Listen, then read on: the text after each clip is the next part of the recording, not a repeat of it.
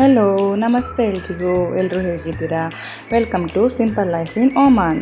ಯಾರೆಲ್ಲ ನಮ್ಮ ಚಾನಲ್ನ ಸಬ್ಸ್ಕ್ರೈಬ್ ಮಾಡಿದ್ದೀರಾ ಎಲ್ರಿಗೂ ತುಂಬ ಥ್ಯಾಂಕ್ಸ್. ಇನ್ನೂ ಯಾರೆಲ್ಲ ಸಬ್ಸ್ಕ್ರೈಬ್ ಮಾಡಿಲ್ಲ ದಯವಿಟ್ಟು ಸಬ್ಸ್ಕ್ರೈಬ್ ಮಾಡಿ. ಇವತ್ತು ನನ್ನ ಮಗ ಪ್ರಾಜೆಕ್ಟ್ ಮಾಡಿದ್ದ ಸೈನ್ಸಿಂದು, ಅದಕ್ಕೆ ಅವನು ಸ್ಕೂಲಿಗೆ ಬಿಟ್ಟು ಬನ್ನಿ, ಎಲ್ಲ ಮಕ್ಕಳು ಪ್ರಾಜೆಕ್ಟ್ ತಂದಿರ್ತಾರಲ್ಲ, ಕಾರಲ್ಲಿ ಕೂತ್ಕೊಂಡು ಹೋಗ್ಲಿಕ್ಕಾಗಲ್ಲ ಅಂತ ಅಂದ ಟ್ಯಾಕ್ಸಿಲಿ. ಅದಕ್ಕೋಸ್ಕರ ಅವನನ್ನು ನಾವು ಬಿಟ್ಟು ಬರೋಣ ಅಂಥೇಳಿ ಹೊರಟಿದ್ದೀವಿ. ಹಾಗೆ ಈ ವಿಡಿಯೋದಲ್ಲಿ ಇಲ್ಲಿನ ಸ್ಕೂಲ್ ಯಾವುದು, ನಾವು ನಮ್ಮ ಮಗನ ಕಳಿಸ್ತಾ ಇರೋದು, ಹಾಗೆ ಫೀಸ್ ಎಲ್ಲ ಹೇಗಿರುತ್ತೆ ಅಂಥೇಳಿ ತಿಳಿಸ್ಕೊಡ್ತೀನಿ. ಇಲ್ಲಿ 3 ತಿಂಗಳಿಗೊಮ್ಮೆ ನಾವು ಫೀಸನ್ನು ಕಟ್ಟಬೇಕು. 3 ತಿಂಗಳಿಗೆ 120 ರಿಯಲ್ ಆಗುತ್ತೆ. ಅಂದರೆ ತಿಂಗಳ 40 ರಿಯಲ್ ಬರುತ್ತೆ. 40 ರಿಯಲ್ ಬರೋದ್ರಿಂದ 3 ತಿಂಗಳಿಗೆ ನಮಗೆ 30,000 ರೂಪಾಯಿ 3 ತಿಂಗಳಿಗೆ ನಮಗೆ ಆಗುತ್ತೆ. ಹಾಗೆ ಕೆಲವೊಮ್ಮೆ ಇದು ಹೆಚ್ಚು ಕಮ್ಮಿನೂ ಆಗ್ತಾ ಇರುತ್ತೆ, ಕೆಲವೊಮ್ಮೆ ಹೆಚ್ಚಿಗೆನೂ ಮಾಡಿರ್ತಾರೆ ಬುಕ್ಸ್ ಫೀಸ್ ಎಲ್ಲ ಹಾಕಿ, ಆವಾಗ 33,000-35,000 ಈ ರೀತಿ ಆಗುತ್ತೆ. ಹಾಗೆಯೇ ಟರ್ಮ್ ಫೀಸು ಮತ್ತು ಬುಕ್ ಫೀಸ್ ಅಂಥೇಳಿ ಎಕ್ಸ್ಟ್ರಾ ಒಂದು 30 ರಿಯಲ್ ಅಂತ ತೊಗೊಂಡ್ರು 250 ಥರ ಇಟ್ಕೊಂಡ್ರು ನಮಗೆ ಒಂದು 7,500 ಆಗುತ್ತೆ. ಹಾಗೆ ಮಕ್ಕಳನ್ನ ಅಡ್ಮಿಷನ್ ಮಾಡುವಾಗ ಮುಂಚೆ ನಾವು 250 ರಿಯಲು ಅಥವಾ 240 ರಿಯಲ್ನ ಕಟ್ಟಿರ್ತೀವಿ. ಅದನ್ನ ತೊಗೊಂಡಾಗ ನಮಗೆ 62,000 ನಮಗೆ ಕಟ್ಟಬೇಕಾಗತ್ತೆ ಇಂಡಿಯನ್ ಮನಿನಲ್ಲಿ. ಅದು ರೀಫಂಡ್ ಆಗಿರುತ್ತೆ. ನಾವು ಯಾವತ್ತಾದರೂ ಮಕ್ಕಳನ್ನ TC ತಗೊಳ್ಳುವಾಗ ಅದು ನಮಗೆ ವಾಪಸ್ ಸಿಗುತ್ತೆ. ಹಾಗೆ ನಾವು 3 ತಿಂಗಳಿಗೆ 120 ರಿಯಲ್ ಕಟ್ಟೋದ್ರಿಂದ 30,000 ರೂಪಾಯಿಗಳನ್ನು ಕಟ್ಟಬೇಕಾಗತ್ತೆ. ಯಾರೆಲ್ಲ ನಮ್ಮ ಚಾನಲ್ನ ನೋಡ್ತಾ ಇದ್ದೀರಾ ದಯವಿಟ್ಟು ಲೈಕ್ ಮಾಡಿ, ಶೇರ್ ಮಾಡಿ, ಸಬ್ಸ್ಕ್ರೈಬ್ ಮಾಡಿ, ದಯವಿಟ್ಟು ನಮ್ಮ ಚಾನಲ್ನ ಸಪೋರ್ಟ್ ಮಾಡಿ. ಹಾಗೆಯೇ ನಾನು ನನ್ನ ಮಗನ ಟ್ಯಾಕ್ಸಿಲೇ ಕಳಿಸೋದು. ಅದರಿಂದ ಒಂದು 10 ತಿಂಗಳು ನಾವು ಅವನ್ನ ಟ್ಯಾಕ್ಸಿಲಿ ಕಳಿಸಿದ್ವಿ ಅಂತ ಅಂದರು ನಾವು 20 ರಿಯಲ್ ಕೊಡ್ತೀವಿ ಆ ಟ್ಯಾಕ್ಸಿಗೆ, 200 ರಿಯಲ್ ಆಗುತ್ತೆ. ಅಂದರೆ 50,000 ರೂಪಾಯಿ ನಮಗೆ ಟ್ಯಾಕ್ಸಿಗೆ ಹೋಗುತ್ತೆ ಅಂತ ಹೇಳ್ಬೋದು. ಬಸ್ಸಿನ ನನಗೆ ಗೊತ್ತಿಲ್ಲ, ಯಾಕಂತಂದರೆ ನಾನು ಬಸ್ಸಿಗೆ ಕಳಿಸಲ್ಲ. ಹಾಗೆ 3 ತಿಂಗಳಿಗೆ 30,000 ಅಂತ ಅಂದರೆ ನಾವು ಈ ಥರ ವರ್ಷದಲ್ಲಿ 4 ಸತಿ 30,000ಗಳನ್ನು ಕಟ್ಟಿರ್ತೀವಿ. ಅಂದರೆ ಅಲ್ಲಿಗೆ 1,20,000 ಆಗುತ್ತೆ. ವರ್ಷದ ಫೀಸು 1,20,000 ಆಗುತ್ತೆ. ಇದೇ ನೋಡಿ ನನ್ನ ಮಗನ ಸ್ಕೂಲು, ಇಂಡಿಯನ್ ಸ್ಕೂಲ್ ಅಂತ ಹೇಳಿ. ನಾವಿಲ್ಲಿ ಇಂಡಿಯನ್ ಸ್ಕೂಲಿಗೆ ಅವನನ್ನು ಸೇರಿಸಿರೋದು. ತುಂಬ ಚೆನ್ನಾಗಿ ಪಾಠ ಮಾಡ್ತಾರೆ, ಹಾಗೆ ತುಂಬ ಚೆನ್ನಾಗಿ ಕರಿಕ್ಯುಲಮ್ ಆ್ಯಕ್ಟಿವಿಟೀಸ್ ಎಲ್ಲ ಇರುತ್ತೆ. ಹಾಗೆ ನೋಡಿ ಎಷ್ಟು ಕೇರಿಂಗಲ್ಲಿ ಮಕ್ಕಳನ್ನೆಲ್ಲ ಅವರು ಆ ಕಡೆ ಸ್ಕೂಲ್ ಕಡೆ ಕರ್ಕೊತಿದ್ದಾರೆ ಅಂತ ಹೇಳಿ. ಎಲ್ರಿಗೂ ತುಂಬ ಥ್ಯಾಂಕ್ ಯು ಸೋ ಮಚ್. ಯಾಕಂದರೆ ಇಷ್ಟು ಕೇರಿಂಗಲ್ಲಿ ಮಕ್ಕಳನ್ನ ಕೇರ್ ಮಾಡ್ತಾರೆ ಎವ್ರಿ ಒನ್. ಹಾಗೆ ಅಲ್ಲೆಲ್ಲ ನೋಡಿ ಟ್ಯಾಕ್ಸಿಗಳೆಲ್ಲ ಹೇಗೆ ಕಾಯ್ತಾ ಇದ್ದಾರೆ ಮಕ್ಕಳೆಲ್ಲ ಪಾಸ್ ಆಗೋ ತನಕ. ಇದೆಲ್ಲ ಕೇರಿಂಗ್ ಎಲ್ಲ ನೋಡುವಾಗ ಖುಷಿ ಅನಿಸುತ್ತೆ. ಹಾಗೆ ಅಡ್ಮಿನಿಸ್ಟ್ರೇಷನ್ನು ಹಾಗೆ ಸ್ಟಾಫು ಪ್ರತಿಯೊಬ್ಬರು ಅಷ್ಟೇ ತುಂಬ ಕೇರಿಂಗಲ್ಲೇ ನೋಡ್ಕೊತಾರೆ. ಈ ಥರ ಮಧ್ಯಾಹ್ನ ಸಮೇತ, ಈಗಾದರೆ ಬೆಳಗ್ಗೆ ಮಾರ್ನಿಂಗು ಅಷ್ಟೊಂದು ಬಿಸಿಲಿಲ್ಲ, ಮಧ್ಯಾಹ್ನ ಸಮೇತ ತುಂಬ ಬಿಸಿಲಿರುತ್ತೆ. ಮಧ್ಯಾಹ್ನ ಈ ರೀತಿಯೇ ಅವರೆಲ್ಲ ಕಳಿಸೋ ಅಂಥದ್ದು, ಎಲ್ಲ ಸ್ಟಾಫ್ಗಳು ನಿಂತ್ಕೊಂಡು ಮಕ್ಕಳನ್ನೆಲ್ಲ ಕಳಿಸೋ ಅಂಥದ್ದು. ಹಾಗೆ ಈ ಸ್ಕೂಲ್ ಫೀಸು ಆಮೇಲೆ ಎಕ್ಸ್ಟ್ರಾ ಎಲ್ಲ ಸೇರಿ ನಮಗೆ ಒಂದು 800 ರಿಯಲ್ ಬರುತ್ತೆ. 800 ರಿಯಲ್ ಅಂತ ಅಂದರೆ ನಮ್ಮ ಇಂಡಿಯನ್ ಕರೆನ್ಸಿಯಲ್ಲಿ ಒಂದು 2 ಲಕ್ಷ ರೂಪಾಯಿ ನಮಗೆ ಸ್ಕೂಲಿಗಂತಲೇ ಬೇಕು ಇಯರ್ಲಿ. ಇದು ನೋಡಿ ಬ್ರಿಟಿಷ್ ಸ್ಕೂಲು, ಇಂಡಿಯನ್ ಸ್ಕೂಲ್ ಪಕ್ಕನೇ ಈ ಕಡೆ ಇದೆ ಬ್ರಿಟಿಷ್ ಸ್ಕೂಲ್ ಅಂತ ಹೇಳಿ. ಇಲ್ಲೂ ತುಂಬ ಜನ ಮಕ್ಕಳೆಲ್ಲ ಹೋಗ್ತಾರೆ. ಬ್ರಿಟಿಷ್ ಸ್ಕೂಲು ಹಾಗೆ ಇಂಟರ್ನ್ಯಾಷನಲ್ ಸ್ಕೂಲು ಆ ಥರ ಸುಮಾರಷ್ಟು ಸ್ಕೂಲ್ಗಳಿದೆ. ಈ ಕಡೆ ಇರೋದು KG ಬ್ಲಾಕು, ಇಂಡಿಯನ್ ಸ್ಕೂಲಿಂದ KG ಬ್ಲಾಕು. ಅಂದರೆ LKG UKG 1, 2, 3, 4ನೇ ಕ್ಲಾಸಿನ ಮಕ್ಕಳನ್ನ ಈ ಕಡೆ ಸಪ್ರೇಟಾಗಿ ಇಟ್ಟಿರ್ತಾರೆ. ಆಮೇಲೆ 5ರಿಂದ ಆ ಕಡೆ ಇರೋ ಮಕ್ಕಳನ್ನ ಆ ಕಡೆ ಮೇನ್ ಬ್ಲಾಕಲ್ಲಿ ಇಟ್ಟಿರ್ತಾರೆ. ಆ ರೀತಿ ನೋಡಿ ಇಲ್ಲೆಲ್ಲ ಫುಲ್ ಗ್ರೀನರಿನೇ ಇರೋ ಅಂಥದ್ದು. ಇವ್ರು ಸ್ಕೂಲಿಗೆ ಹೋಗ್ತಾ ಇಲ್ಲ, ತುಂಬ ಚೆನ್ನಾಗಿದೆ ಗ್ರೀನರಿ. ಹಾಗೆ ಮಕ್ಕಳು ಎಲ್ಲೇ ಓದಿದ್ರು ನೆಮ್ಮದಿಯಿಂದ ಓದಬೇಕು, ತುಂಬ ಸ್ಟ್ರೆಸ್ಸಲ್ಲೆಲ್ಲ ಓದಲಿಕ್ಕೆ ಹೋಗಬಾರ್ದು. ಅದಕ್ಕೋಸ್ಕರ ನಾವು ಇಂಡಿಯನ್ ಸ್ಕೂಲನ್ನೇ ಸೆಲೆಕ್ಟ್ ಮಾಡ್ಕೊಂಡಿರೋದು. ತುಂಬ ಚೆನ್ನಾಗೂ ಎಲ್ಲ ಪಾಠ ಮಾಡ್ತಾರೆ. ಹಾಗೆ ಎಲ್ಲ ಸ್ಟಾಫ್ಗಳು ಕಮ್ಯುನಿಕೇಷನು ಅಷ್ಟೇ ತುಂಬ ಚೆನ್ನಾಗಿ ಮಾಡ್ತಾರೆ. ಏನಾದ್ರು ಎಮರ್ಜೆನ್ಸಿ ಇದ್ದರೆಲ್ಲ ಕಮ್ಯುನಿಕೇಟ್ ಮಾಡಿದಾಗ ಬೇಗ ರೆಸ್ಪಾಂಡ್ ಮಾಡ್ತಾರೆ. ಅದೆಲ್ಲ ತುಂಬ ಚೆನ್ನಾಗಿದೆ ಇಲ್ಲಿ. ಸುಮಾರಷ್ಟು ಸ್ಕೂಲ್ಗಳು ಇನ್ನೂ ಹೆಚ್ಚಿಗೆ ಆದ ಫೀಸ್ಗಳಲ್ಲಿ ಹಾಗೆ ಇನ್ನೂ ಹೆಚ್ಚಿನ ಕರಿಕ್ಯುಲಮ್ ಆ್ಯಕ್ಟಿವಿಟೀಸಲ್ಲೆಲ್ಲ ಇರೋವಂಥ ಸ್ಕೂಲ್ಗಳೆಲ್ಲ ಅವೈಲೇಬಲ್ ಇದೆ. ಬಟ್ ನಮಗೆ ಇಂಡಿಯನ್ ಸ್ಕೂಲೇ ಇರಲಿ ಅಂಥೇಳಿ ನಾವು ಇಂಡಿಯನ್ ಸ್ಕೂಲಲ್ಲೇ ಅವನನ್ನು ಹಾಕಿರೋ ಅಂಥದ್ದು. ಈಗ ಮನೆಗೆ ಬಂದು ಸ್ವಲ್ಪ ಅವ್ನು ಬರುವೊಳಗೆ ತಿಂಡಿ ಮಾಡೋಣ ಅಂಥೇಳಿ ಮಾಡ್ತಾಯಿದ್ದೆ ಮಧ್ಯಾಹ್ನಕ್ಕೆ. ನಾನಿಲ್ಲಿ ಟೊಮೊಟೊ ಬಾತ್ ಮಾಡ್ತಾಯಿದ್ದೀನಿ. ನಾನು ಯಾವ ರೀತಿ ಮಾಡ್ತೀನಿ ನೋಡಿ. ಇದು ಸ್ವಲ್ಪ ತುಂಬ ಟೇಸ್ಟ್ ಡಿಫ್ರೆಂಟ್ ಆಗಿರುತ್ತೆ. ಫಸ್ಟು ಟೊಮೊಟೊನ ಬೇಯಿಸ್ಕೊಂಡಿದ್ದೀನಿ.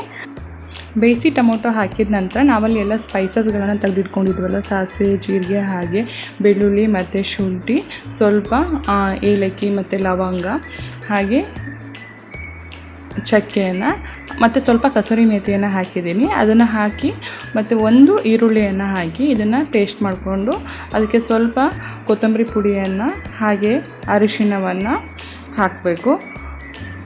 ಆನಂತರ ನಾವು ಇದಕ್ಕೆ ಸ್ವಲ್ಪ ಖಾರದ ಪುಡಿ ಹಾಗೆಯೇ ಜೀರಿಗೆ ಪುಡಿ ಮತ್ತು ಗರಂ ಮಸಾಲವನ್ನು ಹಾಕ್ಕೊಂಡು ಚೆನ್ನಾಗಿ ಮಿಕ್ಸಿ ಮಾಡ್ಕೊಂಡು ಬರಬೇಕು. ಇದು ಈಸಿಯಾಗಿ ಆಗೋವಂಥದ್ದು, ಏನು ತುಂಬ ಟೈಮ್ ಏನು ಆಗೋದಿಲ್ಲ, ಬೇಗ ಆಗುತ್ತೆ. ಟೊಮೊಟೊ ಒಂದು ಬೇಯಿಸಿಟ್ಕೊಂಡ್ರೆ ಆಯಿತು. ಹಾಗೆ ಎಲ್ಲ ಈ ಮಸಾಲ ಪದಾರ್ಥಗಳನ್ನೆಲ್ಲ ಹಾಕಿ ಹಾಗೆ ಕೊತ್ತಂಬರಿ ಸೊಪ್ಪನ್ನು ಹಾಕಿ ಚೆನ್ನಾಗಿ ರುಬ್ಕೊಂಬರಬೇಕು. ಆ ನಂತರ ಈ ಟೊಮೊಟೊ ಬಾತಿಗೆ ತುಪ್ಪವನ್ನು ಹಾಕ್ತಾಯಿದ್ದೀನಿ. ಸ್ವಲ್ಪ ತುಪ್ಪವನ್ನು ಹಾಕಿ ಆ ನಂತರದಲ್ಲಿ ನಾವು ಇದನ್ನು ಎಲ್ಲ ಮಸಾಲ ಇರುತ್ತಲ್ಲ ಅದನ್ನೆಲ್ಲ ಬಾಡಿಸ್ಕೊಬೇಕು. ನಾನೀಗ ನೋಡಿ ತುಪ್ಪವನ್ನು ಹಾಕ್ತಿದ್ದೀನಿ. ಈ ತುಪ್ಪ ತುಂಬ ಚೆನ್ನಾಗಿದೆ, ನಾನು ಎಲ್ಲ ಬ್ಲಾಗಲ್ಲೂ ಹೇಳ್ತಾ ಇರ್ತೀನಿ, ತುಂಬ ಚೆನ್ನಾಗಿದೆ. ಫ್ಲೇವರು ಅಷ್ಟೇ ತುಂಬ ಚೆನ್ನಾಗಿದೆ. ಈಗ ನಾವು ಮಸಾಲ ರುಬ್ಬಿಟ್ಟಿದ್ವಲ್ಲ ಆ ಮಸಾಲವನ್ನು ಹಾಕಬೇಕು. ಈ ಮಸಾಲವನ್ನು ಹಾಕಿ ತುಂಬ ಚೆನ್ನಾಗಿ ಇದನ್ನು ಫ್ರೈ ಮಾಡ್ಕೊಬೇಕು. ಹಸಿ ವಾಸನೆ ಹೋಗೋ ತನಕ ತುಂಬ ಚೆನ್ನಾಗಿ ಇದನ್ನು ಫ್ರೈ ಮಾಡ್ಕೊಬೇಕು. ಇಲ್ಲ ಅಂತ ಅಂದರೆ ಟೊಮೊಟೊ ಬಾತ್ ಅಷ್ಟು ಫ್ಲೇವರ್ಫುಲ್ಲಾಗಿ ಇರೋದಿಲ್ಲ. ಅದಕ್ಕೋಸ್ಕರ ನೀವಿಲ್ಲಿ ನೋಡ್ಬೋದು ನಾನಿಲ್ಲಿ ಯಾವ ರೀತಿ ಫ್ರೈ ಮಾಡ್ಕೊತಾ ಇದ್ದೀನಿ ಅಂಥೇಳಿ. ಇದೆಲ್ಲ ರೆಡ್ ಕಲರಾಗಿ ಟರ್ನ್ ಆಗಬೇಕು, ಆ ರೀತಿ ಇದನ್ನ ಫ್ರೈ ಮಾಡ್ಕೊಬೇಕು. ಇದು ಫ್ರೈ ಆಗೋ ಟೈಮಲ್ಲೇ ನಾನು ಇಲ್ಲಿ ಸ್ವಲ್ಪ ಅಕ್ಕಿಯನ್ನು ವಾಶ್ ಮಾಡ್ಕೊಂಬರ್ತೀನಿ. ಅಕ್ಕಿಯನ್ನು ಚೆನ್ನಾಗಿ ವಾಶ್ ಮಾಡ್ಕೊಬೇಕು. ನಾನು ಒಂದು 2-3 ಬಾರಿ ತೊಳೆದಿದ್ದೀನಿ. ಆ ನಂತರ ಇಲ್ಲಿ ಟೊಮೊಟೊ ಬೇಯಿಸಿರೋ ನೀರಿರುತ್ತಲ್ಲ ಅದನ್ನ ಜಾರಿಗೆ ಹಾಕಿ ಅದನ್ನ ಸ್ವಲ್ಪ ತೊಳೆದ್ಬಿಟ್ಟು ಆ ನಂತರ ನಾನು ಇಲ್ಲಿ ಕುಕ್ಕರಿಗೆ ಹಾಕ್ತಾಯಿದ್ದೀನಿ. ಹಾಕ್ಬೋದು, ಏನೂ ಆಗೋದಿಲ್ಲ, ಸುಮ್ಮನೆ ವೇಸ್ಟ್ ಮಾಡೋಕ್ಕಿಂತ ಅದು ತೊಳೆದಿರೋ ಅಂಥ ನೀರನ್ನು ಹಾಕಿದರೆ ಚೆನ್ನಾಗೂ ಇರುತ್ತೆ. ಏನದು ವೇಸ್ಟ್ ಮಾಡೋಕ್ಕಿಂತ ಹಾಕಿದರೆ ಉಪಯೋಗನೂ ಆಗುತ್ತೆ. ಆ ನಂತರ ಇದಕ್ಕೆ ಸ್ವಲ್ಪ ಉಪ್ಪನ್ನು ಹಾಕಿ ಚೆನ್ನಾಗಿ ಬಾಡಿಸ್ಕೊಳ್ತಾ ಇದ್ದೀನಿ. ಮೊದಲಿಗೆ ಉಪ್ಪನ್ನು ಹಾಕಬೇಡಿ, ಅದು ಸ್ವಲ್ಪ ಪ್ರಮಾಣದಲ್ಲಿ ಬಾಡಿದ ನಂತರದಲ್ಲಿ ಆ ನಂತರ ನೀವು ಉಪ್ಪನ್ನು ಹಾಕಬೇಕು. ಇಲ್ಲಿ ನೋಡಿ ನಾನು ಅಕ್ಕಿ ಒಂದು 2-3 ಬಾರಿ ತೊಳೆದು ಆ ನಂತರ ತೊಳೆದಿರೋ ನೀರನ್ನು ತೆಗೆದಿಟ್ಕೊಂಡಿದ್ದೀನಿ. ಯಾಕಂತೇಳಿ ಆಮೇಲೆ ತೋರಿಸ್ತೀನಿ. ಈಗ ಚೆನ್ನಾಗಿ ಇದೆಲ್ಲ ಮಸಾಲ ಬೆಂದಿದೆ. ಆ ನಂತರ ನಾನು ಇದಕ್ಕೆ ಸ್ವಲ್ಪ ಅಕ್ಕಿಯನ್ನು ಆ್ಯಡ್ ಮಾಡ್ತಾಯಿದ್ದೀನಿ. ನಾನಿಲ್ಲಿ 2 ಕಪ್ಪಷ್ಟು ಅಕ್ಕಿಯನ್ನು ತೊಗೊಂಡಿದ್ದೀನಿ. ತೊಳೆದು ನೆನೆಸಿಟ್ಟಿದ್ದೆ. ಆ ಅಕ್ಕಿನ ತಗೊಂಡು ಅದನ್ನು ನಾನು ಇದಕ್ಕೆ ಆ್ಯಡ್ ಮಾಡ್ತಾಯಿದ್ದೀನಿ. ಈಗ ನೀವು 3 ಅಥವಾ 4 ಕಪ್ ಮಾಡ್ತೀರಾ ಅಂತ ಅಂದರೂ 1:2 ರೇಷನಲ್ಲಿ ಮಾಡಿದ್ರೆ ತುಂಬ ಚೆನ್ನಾಗಿ ಬರುತ್ತೆ. ತುಂಬ ನೀರು ಹಾಕ್ಲಿಕ್ಕೆ ಹೋಗಬೇಡಿ, ಆವಾಗ ಟೊಮೊಟೊ ಬಾತ್ ಅಷ್ಟೊಂದು ಚೆನ್ನಾಗಿ ಬರಲ್ಲ. ಆನಂತರ ಇದನ್ನು ಹಾಕಿ ಚೆನ್ನಾಗಿ ಇದನ್ನು ಮಿಕ್ಸ್ ಮಾಡಬೇಕು. ಮಿಕ್ಸ್ ಮಾಡಿದ ತಕ್ಷಣ ಇದಕ್ಕೆ ನೀರು ಹಾಕ್ಲಿಕ್ಕೆ ಹೋಗಬೇಡಿ, ಸ್ವಲ್ಪ ಮಸಾಲದಲ್ಲಿ ಈ ಅಕ್ಕಿ ಎಲ್ಲ ಚೆನ್ನಾಗಿ ಬೇಯಬೇಕು. ಆ ನಂತರ ಇದಕ್ಕೆ ನಾವು ನೀರನ್ನು ಆ್ಯಡ್ ಮಾಡಬೇಕು. ನೋಡಿ ಇಲ್ಲಿ ಚೆನ್ನಾಗಿ ಅಕ್ಕಿ ಈ ಮಸಾಲದಲ್ಲೆಲ್ಲ ಬೇಯ್ತಾ ಇದೆ. ಈ ರೀತಿ 1-2 ಕುದಿಯಾದರೂ ಬರಬೇಕು, ಇಲ್ಲ ಅಂತ ಅಂದರೆ ಚೆನ್ನಾಗಾಗಲ್ಲ. ಈ ರೀತಿ ಚೆನ್ನಾಗಿ ಇದನ್ನು ಬೇಯಿಸ್ಕೊಂಡ್ಬಿಟ್ಟು ಆ ನಂತರ ಇದಕ್ಕೆ ನಾವು ನೀರನ್ನು ಆ್ಯಡ್ ಮಾಡಬೇಕು. ನಾನು 2 ಲೋಟ ಅಕ್ಕಿ ತೊಗೊಂಡಿರೋದ್ರಿಂದ ನಾನು ಇದಕ್ಕೆ 4 ಲೋಟ ನೀರನ್ನು ಹಾಕ್ತಾಯಿದ್ದೀನಿ. ಯಾಕಂತ ಅಂದರೆ ಮಸಾಲ ತೊಳೆದಿದ್ದ ನೀರೆಲ್ಲ ಅದರಲ್ಲಿದೆ, ಅದಕ್ಕೋಸ್ಕರ 2 ಲೋಟಕ್ಕೆ 4 ಲೋಟ ನೀರು ಸಾಕು ಅಂತ ಅನಿಸುತ್ತೆ. ನೀರನ್ನು ಹಾಕಿ ಸ್ವಲ್ಪ ಹೊತ್ತು ಬಿಟ್ಟು ಇದು ಕುದಿಲಿಕ್ಕೆ ಬಿಡಬೇಕು. ಇದು ಕುದಿ ಬಂದ ನಂತರ ನಾವು ಇದನ್ನು ಲಿಡ್ಡನ್ನು ಕ್ಲೋಸ್ ಮಾಡ್ಬೋದು. ನೋಡಿ ಚೆನ್ನಾಗಿ ಕುದಿಲಿಕ್ಕೆ ಸ್ಟಾರ್ಟ್ ಆಗಿದೆ ಈಗ. ಆ ನಂತರ ನಾವು ಲಿಡ್ಡನ್ನು ಕ್ಲೋಸ್ ಮಾಡಬೇಕು. ಇದು ಒಂದು 3 ವಿಷಲ್ ತೊಗೊಂಡ್ರೆ ಚೆನ್ನಾಗಿರುತ್ತೆ. ನಾನು ಇಲ್ಲಿ 3 ವಿಷಲ್ ತೊಗೊಂಡಿದ್ದೀನಿ. ಯಾಕಂತ ಅಂದರೆ ಅಕ್ಕಿ ನೆನೆಸಿಟ್ಟಿದ್ದೀವಿ, ಅದರಿಂದ ನಾನು ಇಲ್ಲಿ 3 ವಿಷಲನ ತೊಗೊಂಡಿದ್ದೀನಿ. ಹಾಗೆ ಇಲ್ಲಿ ನಾನು ಎಗ್ಗನ್ನು ತೊಗೊಳ್ತಾ ಇದ್ದೀನಿ. ಎಗ್ಗನ್ನು ಚೆನ್ನಾಗಿ ತೊಳೆದು ನಾನು ಅಕ್ಕಿ ತೊಳೆದಿಟ್ಟಿದ್ನಲ್ಲ ಆ ನೀರನ್ನೇ ಯೂಸ್ ಮಾಡ್ತಾ ಇದ್ದೀನಿ. ಯಾಕಂತ ಅಂದರೆ ಇಲ್ಲಿ ನೀರಿಗೆ ತುಂಬ ಕಾಸ್ಟ್ಲಿ, ನೀರಿಗೆ ತುಂಬ ದುಡ್ಡು ಕೊಡಬೇಕು. ಅದಕ್ಕೋಸ್ಕರ ಅಕ್ಕಿನ 2-3 ಬಾರಿ ತೊಳೆದು ಆ ನೀರನ್ನು ತೆಗೆದು ಆ ನಂತರ ತೊಳೆದಿರೋವಂಥ ನೀರನ್ನು ಇಲ್ಲಿ ನಾನು ಮೊಟ್ಟೆ ಬೇಯಿಸಲಿಕ್ಕೆ ಹಾಕ್ತಾಯಿದ್ದೀನಿ. ಉಪ್ಪು ಹಾಕಿ ಮೊಟ್ಟೆಯನ್ನು ಬೇಯಿಸ್ಕೊಂಡಿದ್ದೀನಿ. ಈಗ ಮೊಟ್ಟೆ ಬೆಂದಾಗಿದೆ. ಸಿಪ್ಪೆ ಎಲ್ಲ ತೊಗೊಂಡು ಅದಕ್ಕೆ ನಾನೀಗ ಸ್ವಲ್ಪ ಉಪ್ಪು ಮತ್ತು ಪೆಪ್ಪರ್ನ ಆ್ಯಡ್ ಮಾಡ್ತಾಯಿದ್ದೀನಿ. ಇದು ಚೆನ್ನಾಗಾಗತ್ತೆ. ಬೇಕಿದ್ದರೆ ಖಾರದ ಪುಡಿನೂ ಹಾಕ್ಬೋದು, ಅದು ತುಂಬ ಒಳ್ಳೆ ಟೇಸ್ಟನ್ನು ಕೊಡುತ್ತೆ. ನಾನು ಇಲ್ಲಿ ಜಸ್ಟ್ ಪೆಪ್ಪರ್ನ ಮಾತ್ರ ಆ್ಯಡ್ ಮಾಡ್ತಾ ಇದ್ದೀನಿ. ಇದು ಹಾಕೋದ್ರಿಂದ ಶೀತಕ್ಕೂ ತುಂಬ ಒಳ್ಳೆಯದು, ಹಾಗೆ ಕೆಮ್ಮಿಗೂ ತುಂಬ ಒಳ್ಳೆಯದು. ಕೆಮ್ಮು ಶೀತ ಆದಾಗ ಒಂದು ಈ ಥರ ಎಗ್ಗನ್ನ ಉಪ್ಪು ಮತ್ತು ಪೆಪ್ಪರ್ನ ಹಾಕಿ ತಿನ್ನೋದ್ರಿಂದ ಸ್ವಲ್ಪ ಕಮ್ಮಿ ಆಗುತ್ತೆ ಅಂತ ಹೇಳ್ಬೋದು. ಹಾಗೆ ಈಗ ನಾನು ಸೌತೆಕಾಯಿ ರಾಯ್ತ ಮಾಡ್ಕೊಳ್ತಾ ಇದ್ದೀನಿ. ಸೌತೆಕಾಯಿನ ಹೆಚ್ಚಿ ಅದಕ್ಕೆ ಸ್ವಲ್ಪ ಮಜ್ಜಿಗೆಯನ್ನು ಹಾಕಿದ್ದೀನಿ. ಮಜ್ಜಿಗೆಯನ್ನು ಹಾಕಿ ಇದಕ್ಕೆ ಸ್ವಲ್ಪ ನಾನು ಜೀರಿಗೆ ಪುಡಿ ಹಾಗೆ ಕಾಳು ಮೆಣಸಿನ ಪುಡಿ ಮತ್ತು ಉಪ್ಪನ್ನು ಹಾಕ್ತಾಯಿದ್ದೀನಿ. ಹಾಗೆ ಸ್ವಲ್ಪ ಈರುಳ್ಳಿಯನ್ನು ಹಾಕಿದ್ದೀನಿ. ಇಲ್ಲಿ ನಮ್ಮದು ಟೊಮೊಟೊ ಬಾತ್ ಆಗೋ ಒಳಗೆ ಇದೆಲ್ಲ ರೆಡಿಯಾಗಿದೆ. ನೋಡಿ ಎಷ್ಟು ಚೆನ್ನಾಗಿ ಕಾಣ್ತಾ ಇದೆ, ತುಂಬ ಚೆನ್ನಾಗೂ ಬೆಂದಿದೆ ಕೂಡ. ನೋಡಿ ತುಂಬ ಯಮ್ಮಿಯಾಗಿ ಕಾಣ್ತಾ ಇದೆ. ಒಮ್ಮೆ ಟ್ರೈ ಮಾಡಿ ಹೇಗಿದೆ ಅಂತ ಹೇಳಿ. ತುಂಬ ಚೆನ್ನಾಗಾಗಿತ್ತು. ಟೊಮೊಟೊ ಬಾತ್ ಜೊತೆ ಎಗ್ ಕಾಂಬಿನೇಷನ್ ತುಂಬ ಚೆನ್ನಾಗಿರುತ್ತೆ. ಟ್ರೈ ಮಾಡಿ ನೋಡಿ. ಇಲ್ಲಿ ನೋಡಿ ನನ್ನ ಮಗ, ನಾನು ಬೆಡ್ ಎಲ್ಲ ಕ್ಲೀನ್ ಮಾಡೋಣ ಅಂತ ಹೇಳಿ ಬಂದೆ. ಇಲ್ಲಿ ನೋಡಿ ಯಾವ ರೀತಿ ಮಾಡ್ತಾ ಇದ್ದಾನೆ ಅಂಥೇಳಿ.